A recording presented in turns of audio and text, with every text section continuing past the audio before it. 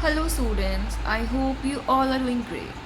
So today's our topic of discussion is chi-square test. One of the most important topics in the genetics and mostly asked in the practicals rather. Before we move forward on to the numericals, I would like to introduce you to a formula of the data is chi-square. Chi-square is sigma, that is summation of O minus E whole square divided by E. Now here, what are these O, E, what are these? Well, O is the observed value and E is the expected value. Observed value would already be been given in the question itself. What you need to do is you need to calculate expected value for the given data. Okay, so we'll move. If before we move on to those typical genetics question, let us understand this basic concept by using a simplest question, I would say. Okay, so here we are given 21. There are, if for example, there are 21 short plants and 24 tall plants. Here we are given the observed value. What these 21 and 24 represent is the observed values.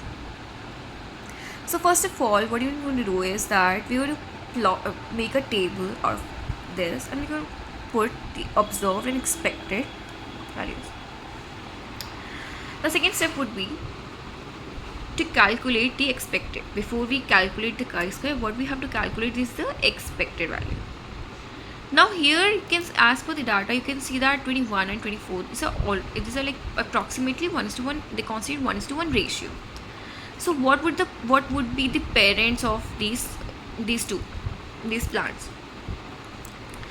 Can I say if I consider short to be AA, like small a, in homozygous condition, and tall would be with the dominant one would be A. So can I just say that parents heterozygous for one and homozygous for another, for the recessive one, would constitute, should put it here rather, so sorry. Okay, so it's gonna give the offspring as AA, small a, capital A small a, and small a with the ratio of tall is too short to be 1:1. These are our parents. So what is the expected values of the given plants? The total number of individuals are, first we need to calculate the total number of individuals, which are 21 plus 24. Here they are 45, right? They aren't they? Yes, they are 45, right?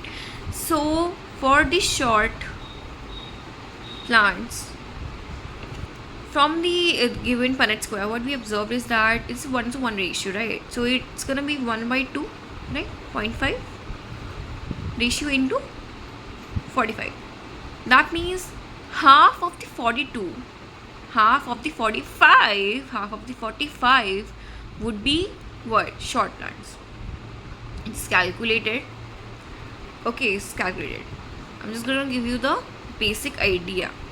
And tall plants would be again half of the 45, because both have what? 1:1 ratio, right? So just calculate it using the calculator, like 22.5 it would be. So our expected value was 22.5. So this is how you calculate the expected values, right? This is how we calculate the expected values. I hope you got this. Now let us move on to the genetics typical questions. So here the first question on our screens. In Guinea pigs, black fur color B, capital B, is dominant to the albino, small b, and rough coat, capital R, is dominant to the smooth coat, small r. A group of the heterozygous black smooth males are mated with the heterozygous black, heterozygous rough. That means they are heterozygous for both the traits. A total of 150 offsprings are produced. They have already given the total of the offsprings. Now the observed offsprings they have given to us. Now what we have to calculate is whether this data follows the Mendelian characteristics or not. ठीक है, तो हम इस question को start करते हैं. Okay, so first let us cross both of the parents and let's see what progeny we are getting, and let's find the ratio.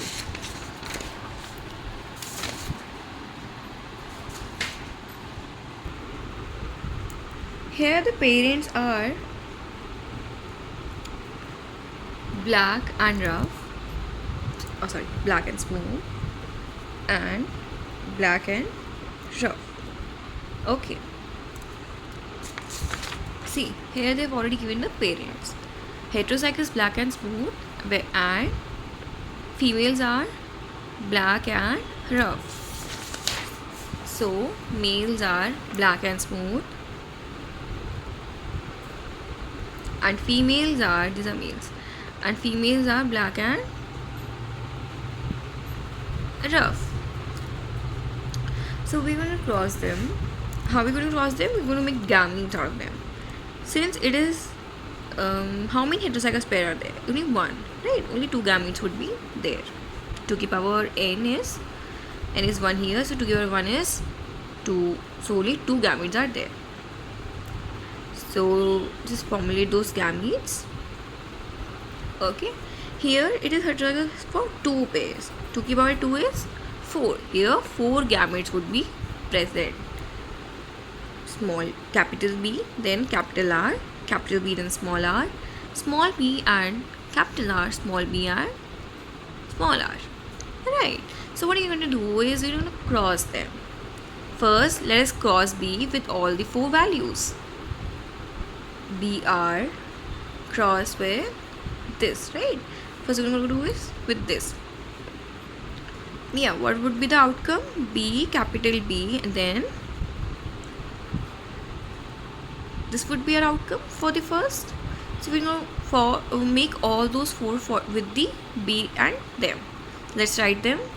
Okay, so I've already written all of them, and just put the phenotype. What's going to be a phenotype? Black and rough, black and smooth.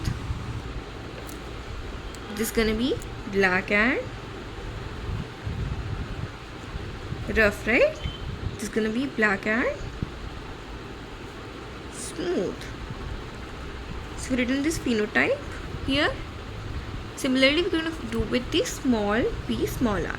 We're going to cross all of the 4 with them, and we're going to receive 4 gametes, 4 genotypes, sorry. So we'll cross them. So I've crossed all of the 4 gametes with this gamete. So I'm getting these 4 genotypes. So let's write the phenotypic characteristic. So you speak after me. Black and smooth. Second one would be black and smooth again. Right? I think I'm doing something wrong. That would be black and rough. You're going to cross this with this first and then this, right? With this first and then with them, right? So this is my fault, right? Okay, sorry. Then black and, is this black? No, this is albino. Albino rough. This is albino smooth. Okay, we wrote all the phenotypes. Now let us combine all of them. How many black smooth are there? First of all, let's write for the black rough. This is black rough, this is black rough, and any other? Yeah, this is black. So there are 3 black rough out of 8. Let's write 3 for black rough. Now let us see black smooth. 1, 2, 3. 3 black smooth. Now there is only 1 albino rough.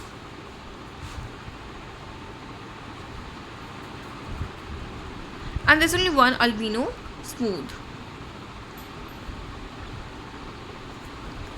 So here we got our typical phenotypic ratio.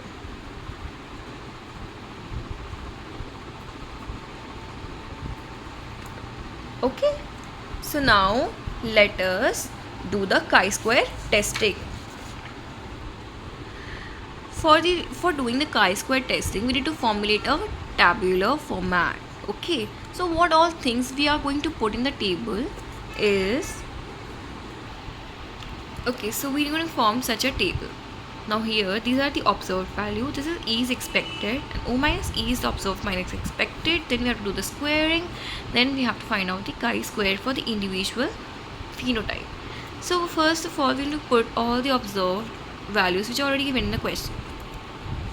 So here in the question, we are already given the values of the observed offsprings. So here black and rough are 63. Black and smooth are 51.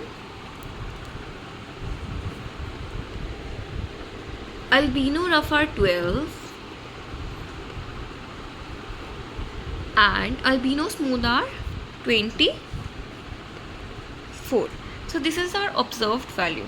Now we have to calculate the expected values. Now how do we calculate the expected value, which you have already seen? So first we don't have to do anything of these value. We have to calculate the expected ones, which we calculate out of the ratio and the totality. Not total number of offsprings, which are already given in the question, that are 150 are the total number of offsprings produced. So we need to see the black and rough, which we black and rough we calculated from our question, is that there are 3, black smooth are 3, and albino rough are 1, and albino smooth are 1. So and in total they are 8. So 3 by 8 into 150 is going to give our expected values. Similarly, 3 by 8 into 150 for this, 1 by 8 into 150, 1 by 8 into 150 for albino smooth. So these are our expected ratios. We'll go in 3:3:1:1. We're going to call it as the expected ratio. Fine. So we're going to calculate them. Listen students, when we'll calculate now, we'll get in points. What we have to do is we have to round off the values. Okay, because offsprings cannot be in fractions, right? We have to do the round off. Okay. So for example, if we calculate for 3 by 8 into 150, we'll get 56.25. We're going to round off it to this according to decimal value, since this is only 2 here. After rounding off, we'll get 56. Similarly, we'll get 56 here. We get values of 18.75 here, but we're going to round it off to 19, 1 decimal, and here also 19. Now we're going to calculate the O minus E value. Now O is here to 63 and E is 56. Right? Similarly, we're going to calculate for all of them. O minus E, O minus E again, O minus E. Solve it, students. We'll get 7 minus 5, then here I guess 7 minus 7, and here we'll get, this is a bigger value, right? So 5. So these are our O minus E values. Now up next, what we'll do is we have to square them out. Now just square these value: 49, 25, 49, and then 25. I know, bacho, this is a little cumbersome question. These type of questions are a little lengthy, but these are very useful if you in future, if you pursue genetics, right? These practicals will be a great help to you all. So you should always do them with utmost sincerity. Okay, this is my honest advice to you. Okay, then we have to find out the chi-square. Now how we're going to find the chi-square is just by dividing these O minus E square values with the E values. Okay, so here 49 divided by the E value, which is 56, 25 divided by the E value, which is 56 again, then 49 divided by the 19, which is our E value, and 25 divided by 19, which is again our E value. Solve it out. So now here we got our a values. Now up next what we have to do is that we have to summation it. We have to sum it up. Okay, because a chi-square, how to get the chi-square for the whole of the data is by summing the o minus e square का value divided by e. Okay, we just have to sum it up. Now adding these all we'll get, I have already done it right with the calculator just now. So it is 5.22. Okay, so this is our chi-square key value. Now how we're going to use it? Okay, so how we are going to check whether this value is this given value proves our data to be of Mendelian inheritance, like Mendelian characteristics. Follow how does it follow the law of segregation? Does it follow the Mendelian characteristics per se? Well, we're going to find out with the help of chi-square table and the probability. Before moving on to the chi-square key table, I'll first tell you a very important thing which is to be calculated. That is DOF, degree of freedom. The degree of freedom value, this is n minus 1. Here the n is number of phenotypes. Now how many phenotypes we can see in our question? There are 4 phenotypes, right? 1 2 3 4 phenotypes. So this is 4 minus 1 is 3. So our DOF here is 3. Now before using the chi-square table, we have to do a very important step, that is formulating our null hypothesis.